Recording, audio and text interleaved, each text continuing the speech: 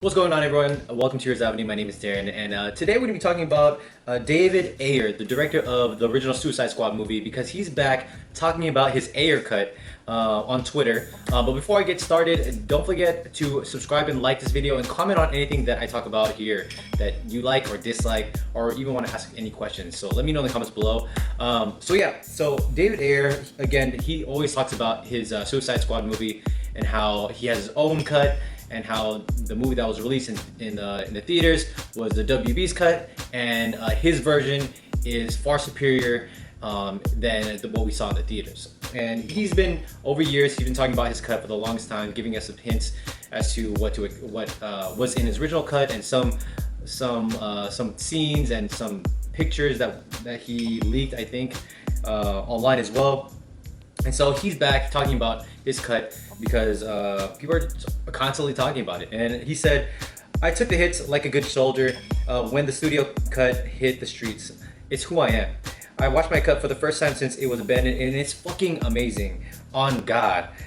I felt guilty for years, like I fucked. Nope, it's fire. It's the tone of the Comic-Con trailer 100%. So for those that remember the first trailer that was released in Comic-Con for the Suicide Squad, it was crazy. Everyone was super surprised at the tone and how fun the trailer looked and how dark it also looked as well. You know what they say about the crazy ones? Huh? And it basically won that year of Comic-Con trailers. That and BVS, because they came out basically at the same day of trailers. But yeah, so he's saying that his trailer is 100% the same tone that we saw on that first day of Comic-Con, because the theatrical cut was nowhere even near the Comic-Con trailer. But anyways, so he, I love David Ayer, and I love how he's always promoting his cut.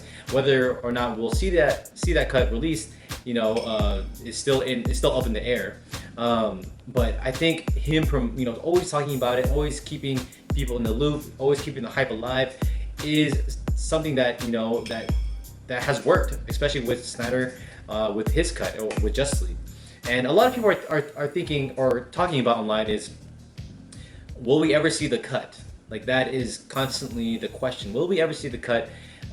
Because we have HBO Max, and HBO Max is working with Zack Snyder to release his own version of Justice League.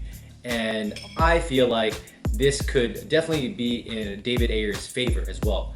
Even though Zack Snyder's situation is far different from David Ayer, because David Ayer didn't witness a family tragedy. He didn't stop post-production. He was there the entire way, all the way until they released the movie.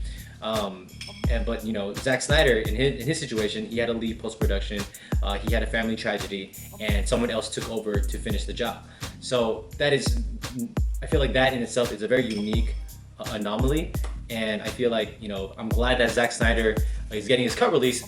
But I feel like HBO Max is the perfect platform for all these director cuts that are already made to be pushed to that platform. So I feel like the only way for David Ayer's cut to be released on HBO Max is once the Zack Snyder Justice League comes out on HBO Max and it just blows everyone away. Say it was like a 90-80% on Rotten Tomatoes, and HBO Max gained so many subscribers, and the views was like up in the like 80 millions or whatever, and it just knocks it out of the park.